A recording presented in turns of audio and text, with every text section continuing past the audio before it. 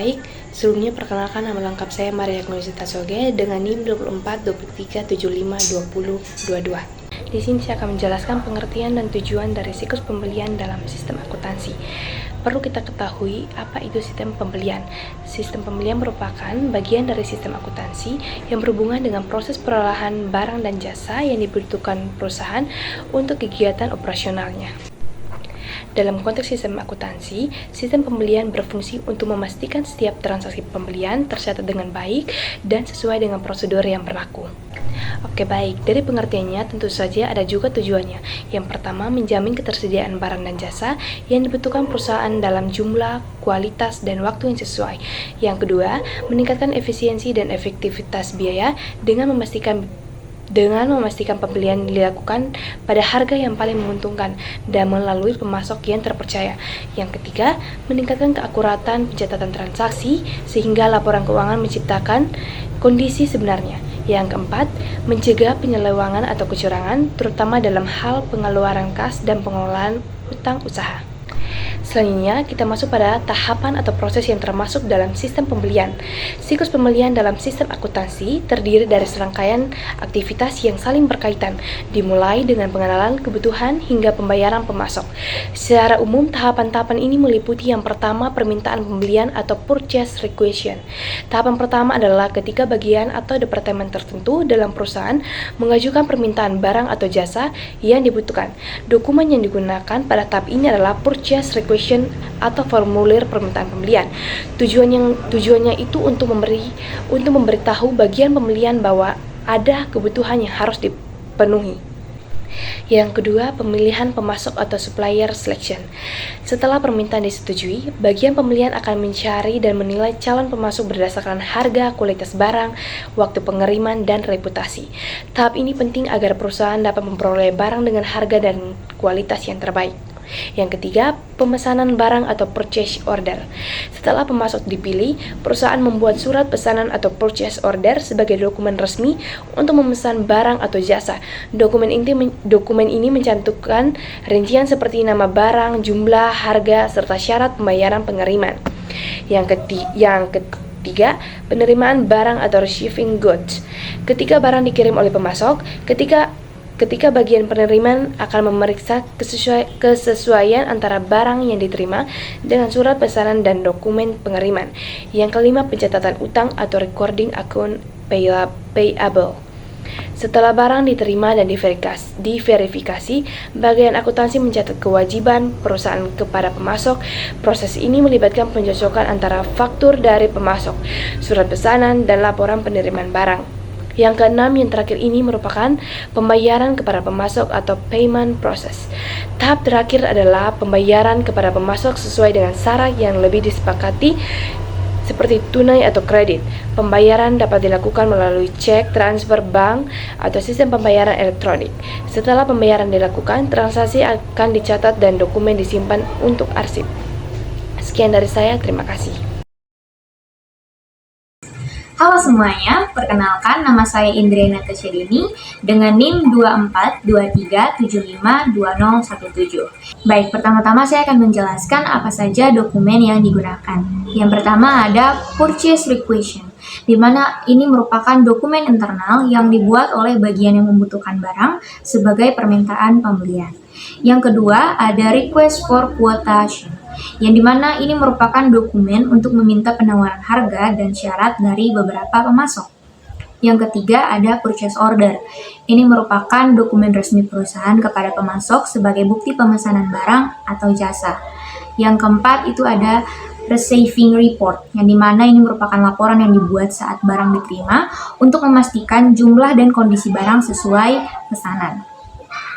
Yang kelima ada vendor invoice, atau ini merupakan faktur atau tagihan dari pemasok atas barang ataupun jasa yang telah diterima.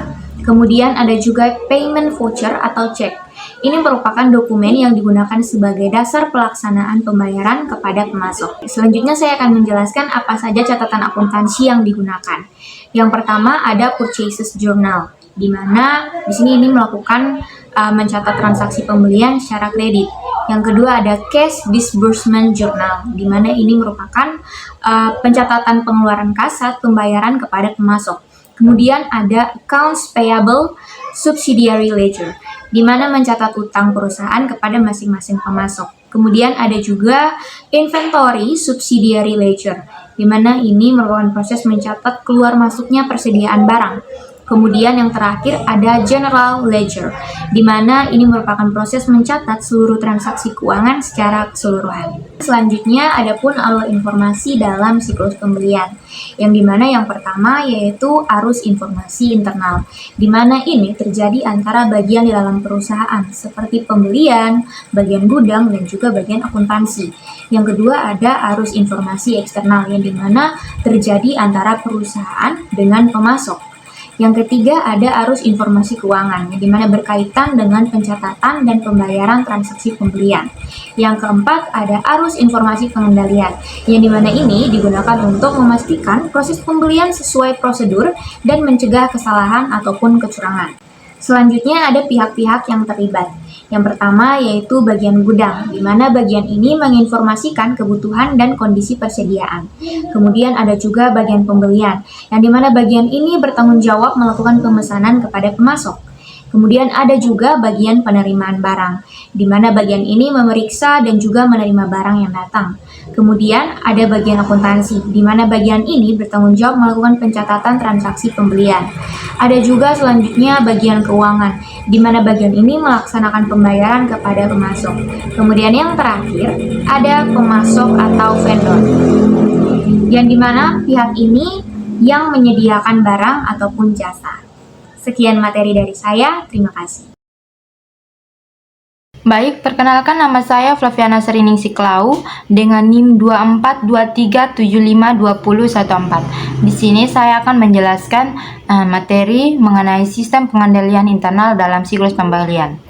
Pengendalian internal pada siklus pembelian adalah kebijakan dan prosedur yang memastikan transaksi pembelian dilakukan secara sah, benar, efisien, serta bebas dari kesalahan dan kecurangan. Nah, tujuannya untuk menjamin pengadaan sesuai kebutuhan, pencatatan akurat, dan pembayaran hanya atas transaksi yang telah disetujui. Ada juga praktik pengendalian utama, yaitu yang pertama, pemisahan tugas, yang dimana setiap tahap pembelian ditangani berbagai bagian yang berbeda, yaitu yang seperti gudang, pembelian, penerimaan, akuntansi, dan keuangan untuk mencegah kecurangan. Yang kedua, otoritas dan persetujuan, yang dimana setiap pembelian harus mendapat persetujuan pejabat yang berwenang agar transaksi sah dan sesuai kebutuhan. Yang ketiga, pemeriksaan dokumen, di mana dilakukan pencocokan PO, laporan penerimaan, dan faktur sebelum pembayaran dilakukan. Yang keempat, pengawasan fisik barang dan dokumen, yang dimana barang dan dokumen penting harus dijaga dan diakses hanya oleh pihak yang berwenang.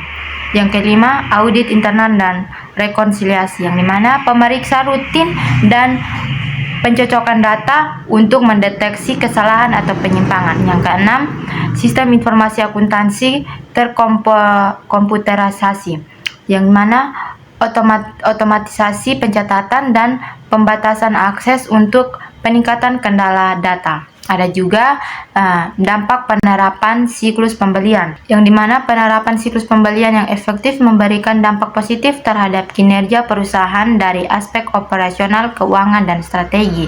Yang pertama, efisiensi belanja, yang dimana mengurangi pemborosan dan memperoleh harga terbaik.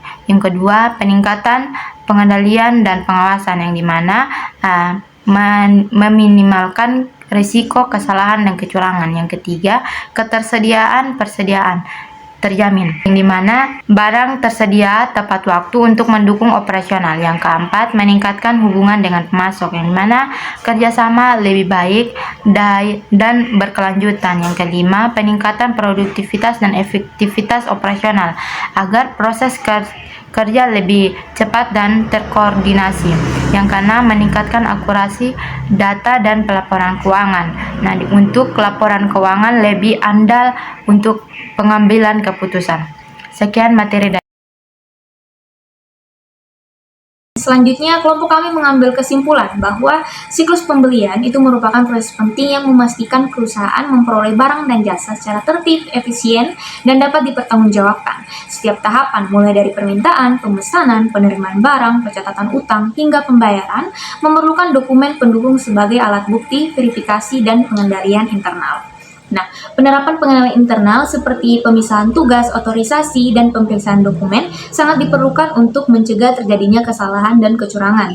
Selain itu, alur informasi yang jelas antar bagian membantu memastikan proses pembelian berjalan transparan dan mudah diaudit.